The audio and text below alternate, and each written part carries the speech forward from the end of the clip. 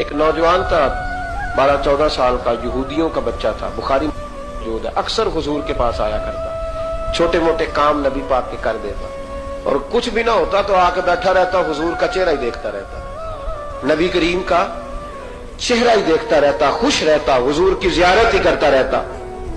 2-3 دن وہ آیا نہیں، بخاری میں موجود ہے۔ حضور نے فرمایا معلومات کرو کیوں نہیں آیا؟ صحابہ نے عرض کی حضور بیمار ہو گیا، بیمار ہو گیا۔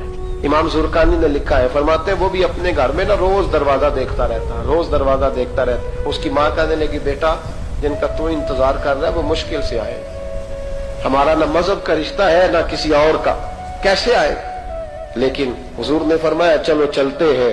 جب میرے نبی کریم علیہ الصلوۃ والسلام نے دروازے پہ دستک دی تو امام زرقانی کہتے ہیں کہنے لگا اماں سے کھولو دروازہ، مصطفیٰ کریم آ گئے۔ حضور آ گئے، والد نے دروازہ کھولا، نبی کریم اندر تشریف لائے۔ نبی پاک کا جو دست مبارک تھا نا وہ کستوری سے زیادہ مہکا کرتا تھا، کستوری سے زیادہ مہکتا، برف سے زیادہ ٹھنڈا ہوتا۔ کہتے ہیں نبی پاک اس کے پاس گئے تو اندر داخل ہوئے تو رونے لگا۔ حضور نہ سرانے والی سائڈ پہ بیٹھ گئے، اس کا سر اٹھا کے گود میں رکھا، اور جب اس کے بالوں میں حضور نے دست مبارک پھیرا تو اس کی ماں اور باپ کی آنکھوں میں بھی آنسو آ گئے۔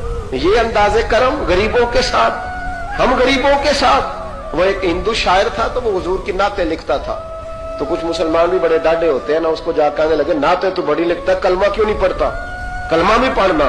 تو اس نے کہا چل اس پہ بھی شعر سن لے، اس پہ بھی تو شعر ہی سن لے، کو میں تیرا پابند تو نہیں۔ کہنے لگا ہو جائے عشق کسی سے کوئی چارہ تو نہیں، صرف مسلم کا محمد پہ اجارہ تو نہیں، صرف مسلم کا محمد پہ اجارہ تو نہیں۔ اتنا ڈانڈا نہ ہو یار، میرے ساتھ یہ رویہ نہ کر، ہو گیا پیار، یہ ہو جایا کرتا ہے، اب تو اس طرح تو نہ کر میرے ساتھ۔